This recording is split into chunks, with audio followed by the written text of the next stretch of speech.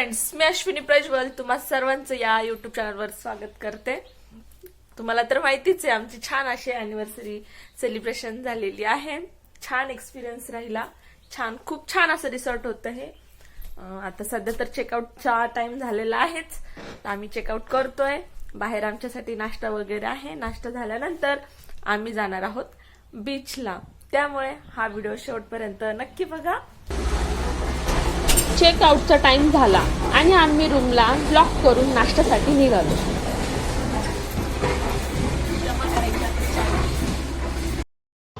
छान असा नाश्ता दिसत होता। पोहे, अंडा भुर्जी, उकडलेली अंडी, फळं असं सर्व काही होतं। सेल्फ सर्व्हिस असल्यामुळे आम्ही नाश्ता घेतला आणि मस्तपैकी सकाळच्या मनमोहक वातावरणाचा आनंद घेत चहा नाश्त्याचा आस्वाद घेतला। रूमची चावी तसेच बिल पे करून आम्ही आमच्या पुढच्या भटकंतीला निघालो। चलो अब हम निकल रहे हैं बीच के रास्ते, देखेंगे अभी कैसा है बीच। तो चलो चलो चलो, करा गाडी चालू लवकर। ही आहे मित्राची गाडी। पेट्रोल वगैरे कमी नको पडायला म्हणून गाडीचाही पोटोबा केला। गाडी उपाशी राहिली तर आमची भटकंतीची उपासमार होईल, म्हणून अगोदर कसं गाडीत पेट्रोल टाकून घेतलं। केळवा या बीचवर ग्रामपंचायतची चांगलीच नजर दिसते बरं का। केळवा बीचचा प्रवेश फक्त 5 रुपये। गाडी पार्क करून आम्ही आजूबाजूचं निरीक्षण करत बीच जवळ करण्याचा प्रयत्न करत होतो। दुकानदाराची चांगलीच लगबग दिसत होती। त्यांनी दुकानं उघडण्यास नेमकीच सुरुवात केलेली दिसते। आणि मग काय, आमची नजर या अथांग समुद्राकडे गेली। हा समुद्र किनारा बघून खूपच पॉझिटिव्ह वाटलं बरं का। प्रत्येक वेळी बीचवर भिजण्यासाठी यायचं नसतं, कधीतरी शांत मनाने या समुद्रकिनारी बसायचंही असतं। यावेळी आम्ही समुद्रकिनारी छान अशा गप्पा मारत बसणार आहोत। मग काय, आम्ही समुद्रकिनारी छान अशी भटकंती सुरू केली आणि थोडा वेळ फिरलो। केळवा बीचला पोहोचलो। खूप छान असं मस्त समुद्र दिसतोय, खूप भारी वाटते, फ्रेश। तर आमच्या पाठी छान असे मुलं क्रिकेट खेळतायत समुद्राच्या किनारी, किती छान ना। आणि तिकडं मासेमारी करण्यासाठी गेलेले आहेत बोटी। तुम्हाला बाईक रेंटवर मिळतात। बाईक समुद्राच्या साईडने मस्त बिची तुम्ही बाईक सवारी करू शकता। सायकल वगैरे, घोडेसवारी पण आहे। घोडेसवारी सगळं आहे, मस्त आहे ना। जास्त ऊन आहे पण आता आम्ही जरासं निवांत बसतो समुद्राच्या किनारी। आम्ही सध्या मुंबईच्या खूप बाहेर आलोय, खूप शांत ठिकाणी आलोय। मुंबईचा क्राऊड जो असतो ना त्याच्यापासून खूप निवांत शांत ठिकाणी आलोय। आम्ही कुठं आलोय तर ते तुम्हाला मी गुगल मॅपच्या द्वारे दाखवते। ही आहे मुंबई, ही मुंबई आहे, इकडे गुजरात आहे। आणि ही इथे जिनिवरा स्पॉट दिसतोय तिथं आहोत आम्ही। आणि आता झूम करून दाखवतो, ही मुंबई, मेन मुंबई। त्याच्यानंतर तुम्ही जर इकडे मुंबईच्या थोडंसं उपनगरामध्ये गेले तर हे वसई आहे, विरार आहे। वसई विरारच्या अलीकडे इथे या परिसरात दहिसर आहे, तिथं आम्ही राहतो। आणि दहिसरवरून आम्ही इकडं वसई विरारला आलो। वसई विरारवरनं आम्ही इकडे एक मित्राकडे आलो सफाळीला, आणि सफाळीवरनं बाईकवरनं आम्ही, हा सफाळी दिसते बघा तुम्हाला, इथं सफाळी, इथं मित्र राहतो, मित्राकडे आलो। आणि इथून मग आता आम्ही इथं एक 1 नाईट स्टे केला आणि त्याच्यानंतर आता इथे कळवाला आलो आम्ही, केळवाला। आणि हे इथं आहे हा केळवा बीच, हा इथं केळवा बीच आहे। आणि आता श्री शीतलादेवी टेम्पलवर जाण्याचा आहे प्रयत्न आमचा, बघूयात। मित्र लोकेशन पाठवतोय, जमलं तर जाऊ, नाही तर कॅन्सल करू। पण सध्या इथं आम्ही आहोत। हा इकडे पुढे समुद्र आहे, मस्त एकदम छान व्ह्यू आहे, शांत आहे। आणि दाखव समुद्र, बघ हा इथं निळा निळा समुद्र, दाखव त्यांना समुद्र निळा, हा समुद्र आहे निळा, हे बघा हा समुद्र आहे निळा, छान मस्त अथांग समुद्र। मित्रांनो, तुम्हाला त्या पाण्यातल्या जहाजा दिसत आहेत का, त्यात कुणीच नाहीये, तरी ते एकाच ठिकाणी का बरं असतील, या प्रश्नाचं उत्तर माझ्या आहो देत आहेत, ऐका। हा, सांगा बरं। त्यांनी काय केलं असं माहिती का, त्या बोटीमध्ये एक मोठा दगड नेला असेल, त्या दगडाला दोरी बांधली असेल, त्या पाण्यात टाकली असेल, आणि मग त्याच्यामुळे ते जागेवर या गोष्टीचा शोध प्रज्वल ढगेने लावलाय।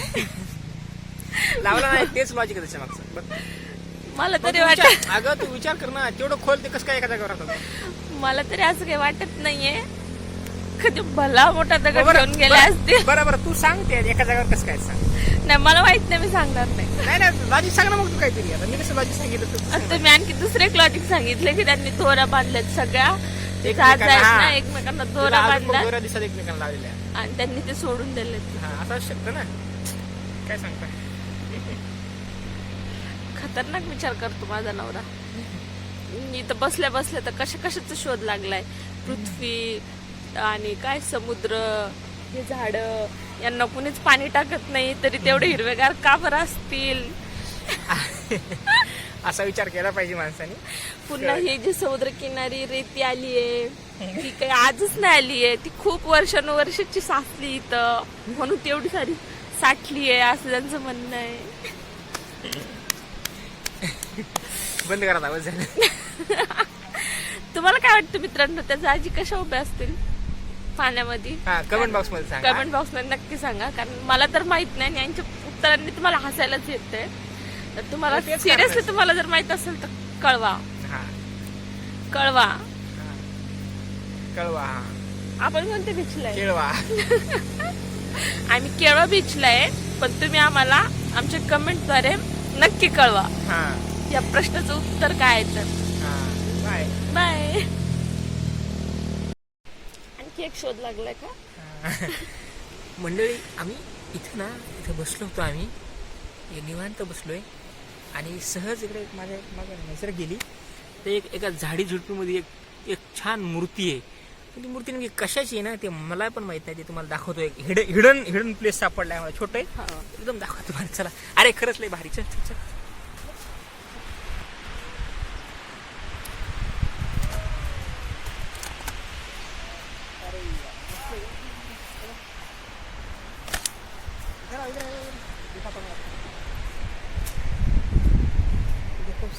साईबाबा की मूर्ती आहे.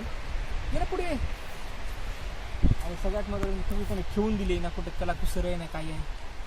इकडे हे बघा दाखवतो तुम्हाला मी. साईबाबाची मूर्ती इथे मस्त आणि काही म्हणजे याच्यावरती काय पूजा नाही आहे किंवा काही नाही आहे. आणि हे बघा इकडे मस्तपैकी समुद्र किनारा आहे मागे.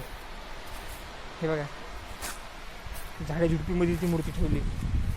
मस्त आहे ना. हे बघा हे समुद्र.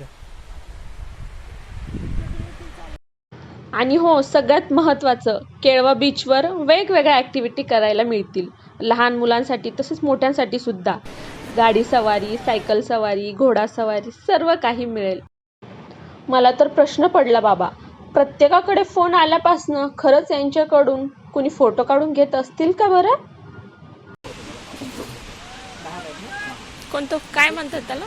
स्टार फूड म्हणतात. Diabetes, sugar. हां, त्याला हे गुणकारी औषधी आहे त्याचं. अच्छा ते म्हणून लोक घेऊन जातात, फ्रीजमध्ये ठेवतात खाण्यासाठी. अच्छा. असं खूप उपयोग आहे.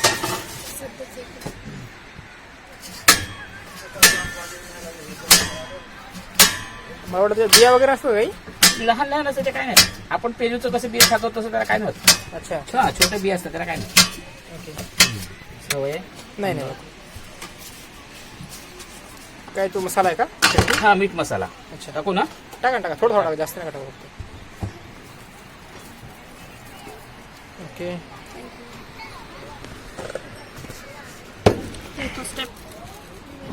आम्ही तर थंडीचा सुद्धा विचार केला नाही. सर्दी ताप होईल का हे सुद्धा डोक्यात आलं नाही. केळवा बीच फेमस बर्फाचा गोळा खाल्ला. तो कसा होता? एकदम झकास. केळवा बीचची सफर संपली. मस्तपैकी एन्जॉय झाला. आता आम्ही पुढच्या स्पॉटला निघालोय. खूप छान वाटलं, मस्त वाटलं, निवांत बसलो, मस्त थंडगार गोळा वगैरे खाल्ला आम्ही. आणि first time star food try केलं. खूप छान होतं, मस्त वाटलं. मंदिर एवढं सुंदर आहे ना की एकीकडे समुद्र आहे, समुद्रातून जायला लागते म्हणलं. अच्छा, समुद्रातून जावं लागते का? घ्या पेशंटला घ्या त्या. बरं समुद्रातून जावं लागते का? हा, असं बाईकवर समुद्र, बाईक तिथपर्यंत जाते म्हणलं. बरं ठीक आहे जातो मग. हा हां ठीक आहे. ओके बस. Okay yes thank you. हा जा जा. हां मस्तपैकी केळवा बीचची सफर केली. खूप छान वाटलं, मस्त वाटलं, प्रसन्न. खरं तर आम्ही आता घरी निघालोच होतो, पण यांच्या मित्रांनी खूप जास्त फोर्स केलाय की बाबा प्रज्वल तू आलाच आहेस तर वहिनीला ते मंदिर दाखवल्याशिवाय जाऊ नको. तर त्या मंदिराचं नाव काय हो? त्या मंदिराचं नाव आहे बघा आशापुरी देवी मंदिर.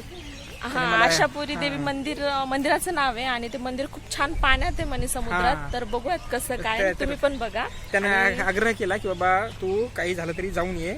वरती बघा ते 12 किलोमीटर सांगते, ते बघा साधारण 26 मिनिटं लागणार आहेत. आणि सगळ्यात महत्वाचं म्हणजे मंदिरापर्यंत तुम्हाला समुद्रातून बाईक घेऊन जाता येते. या एका कारणामुळे ते म्हणते की जाऊन फोर्स केला त्यांनी खूप जास्त. चलो अभी निकलेंगे मंदिर को.